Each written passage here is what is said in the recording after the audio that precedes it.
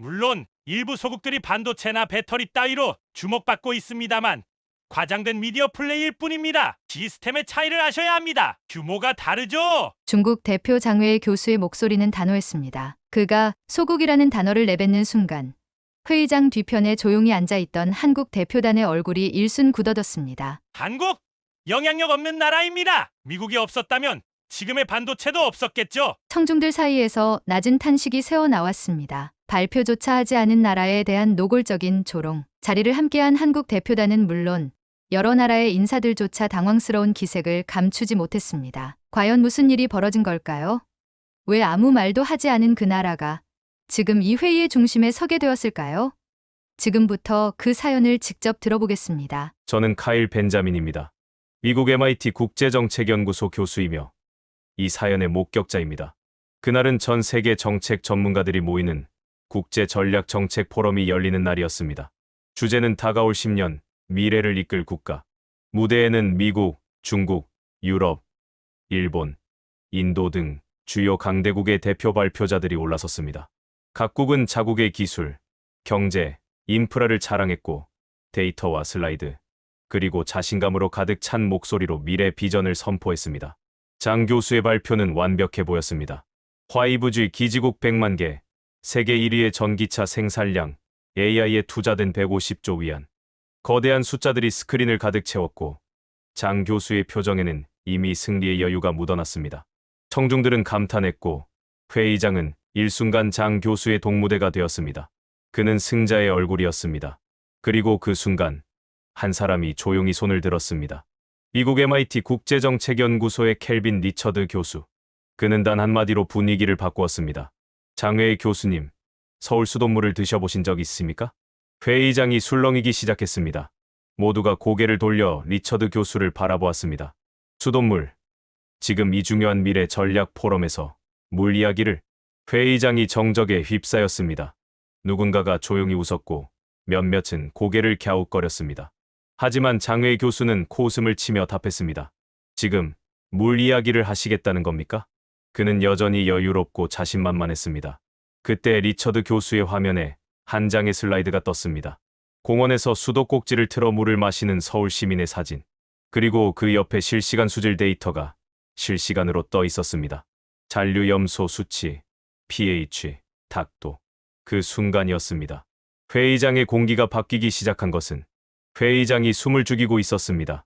전 세계에서 모인 석학과 전문가들, 이름만 들어도 알만한 국제기구의 대표들, 각국 정부의 고위 인사들까지 모두가 한자리에 모인 이 자리에서 지금 가장 주목받는 국가는 발표조차 하지 않은 한국이었습니다.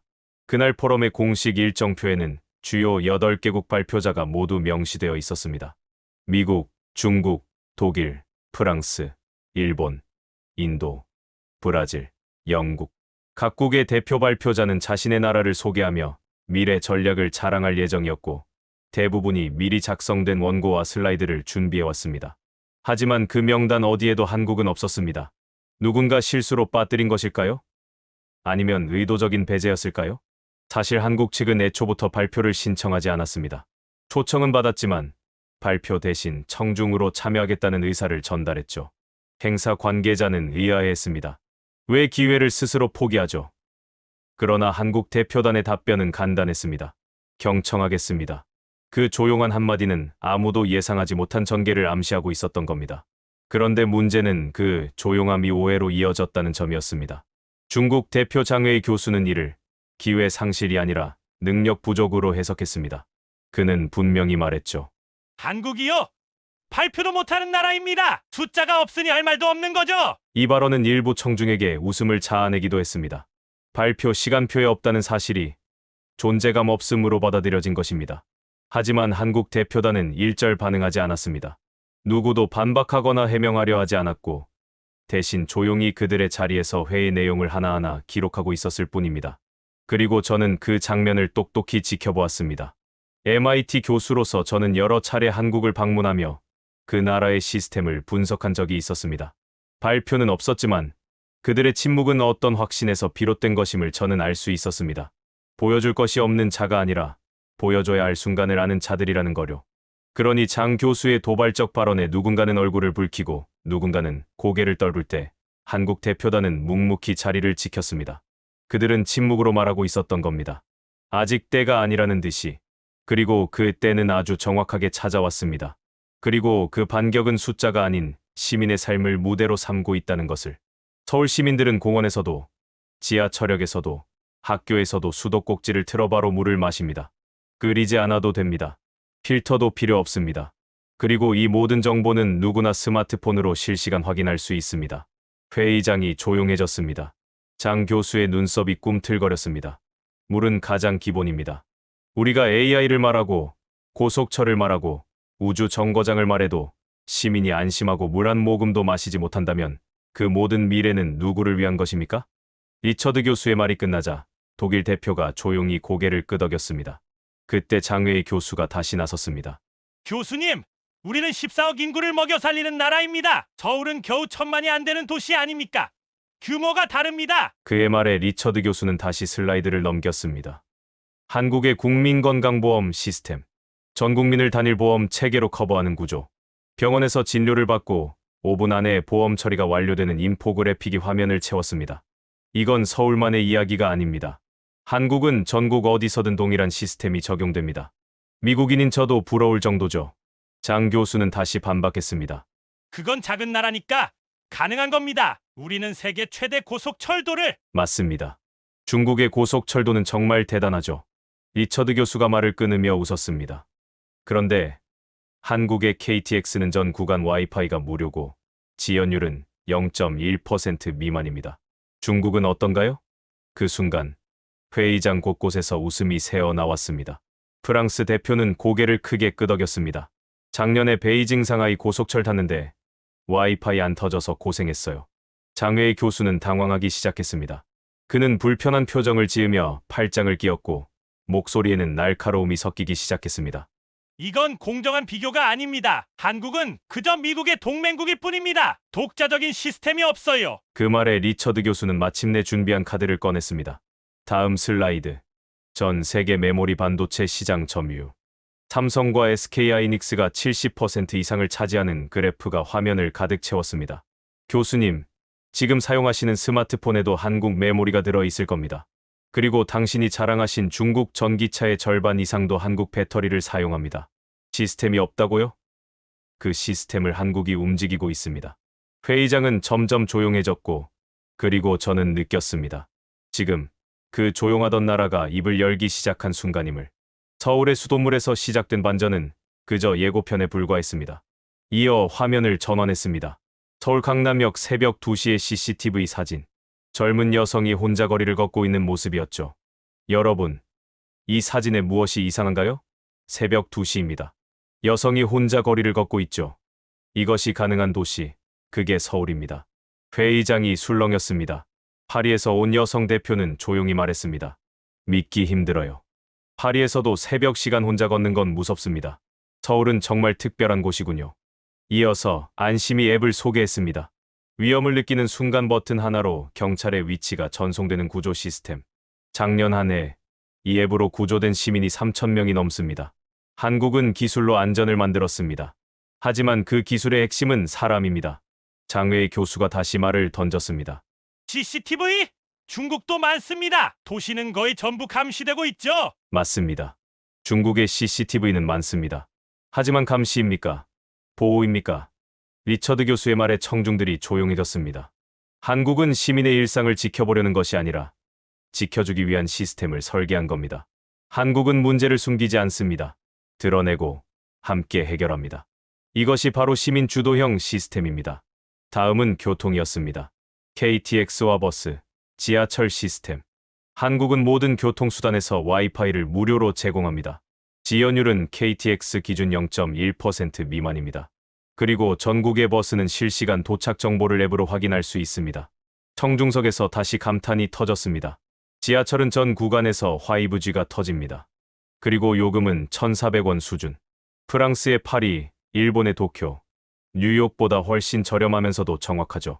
회의장이 서서히 바뀌기 시작했습니다. 이제는 더 이상 비웃음도 회의적인 시선도 없었습니다. 오히려 사람들은 하나둘 고개를 끄덕이며 스마트폰을 들여다보기 시작했습니다. 리처드 교수가 말한 시스템이 진짜인지 그 자리에서 확인하고 있었던 것이죠. 장외의 교수는 팔짱을 풀었습니다. 붉은 넥타이는 여전히 팽팽했지만 그의 눈빛은 달라졌습니다. 이제 그는 무시할 수 없다는 것을 알기 시작했습니다. 그리고 리처드 교수는 다시 말했습니다. 한국은 완벽하지 않습니다. 하지만 시민이 중심이 되는 시스템, 기술보다 사람을 먼저 생각하는 구조를 만들어가고 있습니다. 그리고 그것이야말로 진짜 미래를 만드는 힘 아닐까요? 분위기가 바뀌기 시작한 건 숫자 싸움이 아니라 삶의 이야기에서 비롯된 것이었습니다. 하지만 리처드 교수는 거기서 멈추지 않았습니다. 이번에는 기술 그 자체를 다뤘습니다. 한국의 조용한 기술이 어떻게 세계의 기준을 바꾸고 있는지 그 이야기를 꺼낼 차례였습니다. 리처드 교수는 조용히 화면을 넘겼습니다. 화면에는 AI 서버팜 이미지가 떴고 그 옆에는 HBM이라는 문구가 뜨고 있었습니다. AI가 움직이기 위해선 이 HBM 메모리가 필요합니다. 그리고 이걸 만드는 회사는 단 두 곳입니다. 삼성과 SK 하이닉스. 그 말에 미국에서 온 AI 전문가가 손을 들었습니다. 정확합니다. 엔비디아 GPU도 결국 HBM 없이는 무용지물입니다. 실리콘밸리에서도 한국 메모리 없으면 전체 서비스가 마비됩니다. 리처드 교수가 말을 이었습니다. 작년 SK 하이닉스 공장 화재 당시 미국과 유럽의 수많은 기업들이 비상회의를 열었습니다. 메모리 공급이 멈추면 AI도 멈추기 때문입니다. 교수님, 그게 부품일까요? 아니면 핵심 시스템일까요? 장 교수는 아무 말도 하지 못했습니다.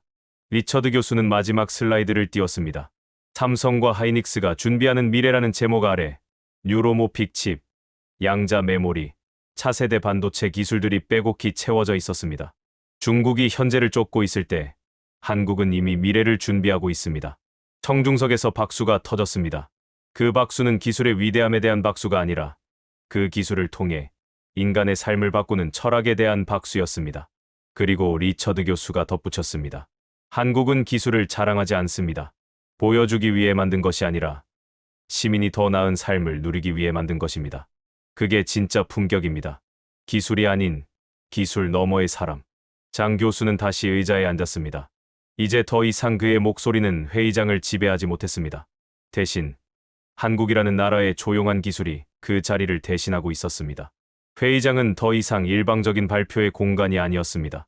처음엔 중국 대표 장외의 교수의 일방적인 장악으로 시작됐지만 이제 분위기는 완전히 뒤바뀌어 있었습니다. 그리고 그 변화는 세계 각국의 전문가들이 만들어가고 있었습니다. 브라질의 환경 전문가가 말했습니다.